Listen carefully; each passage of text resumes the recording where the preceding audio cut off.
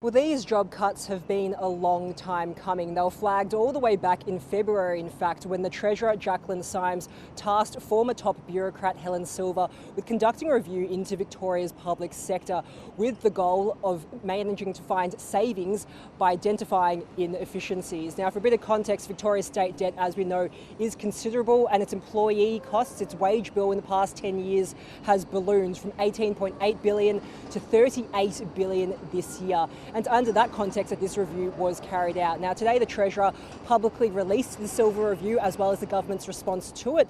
The review, in fact, recommended that the government slash 2,000 public sector jobs. The government instead will be cutting just 1,000. Of those 1,332 will be senior executive roles. In order to find additional savings, the government says will also reduce spending on private consultants, and they'll also be looking to halve the number of business regulatory bodies in Victoria by 2030. So, for example, they'll be establishing a new body called Safe Food Victoria, which will merge all the dairy and meat food safety bodies into one entity. And the government says that by making all these changes, they'll be able to save $4 billion in the next 4 years.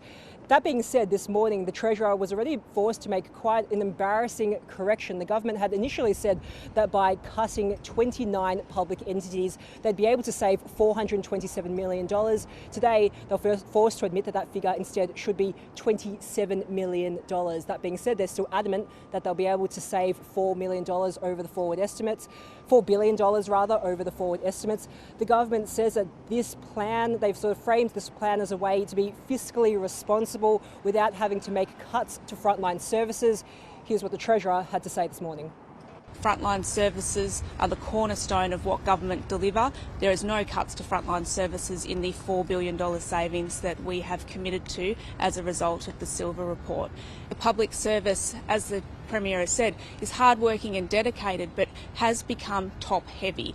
We have a situation where we have too many executives, too many in the top of the range, and not enough people, not enough entry-level positions and graduate positions. Now, surprisingly, the Public Sector Union has taken today's announcement of job cuts as a bit of a victory. The CPSU says, in fact, that up to 6,000 public sector jobs were on the chopping block, and that by the government only cutting 1,000 of them, they've managed to save 5 in 6 jobs. They've also welcomed the government targeting senior executive roles rather than people in lower level jobs. That being said, they say that they reject the government's characterisation that the public sector is receiving too much funding. In fact, that they say that the public sector is not fully resourced to meet government performance targets.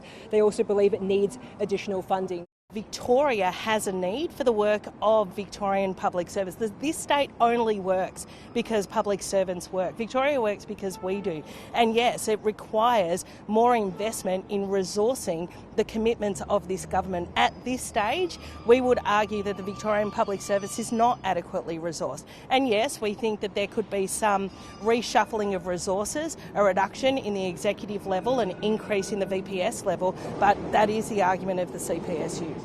The opposition has also responded to today's review, saying that the Silver Review is a $4 billion admission of failure, and they've accused the Labor government of plunging Victoria further into debt.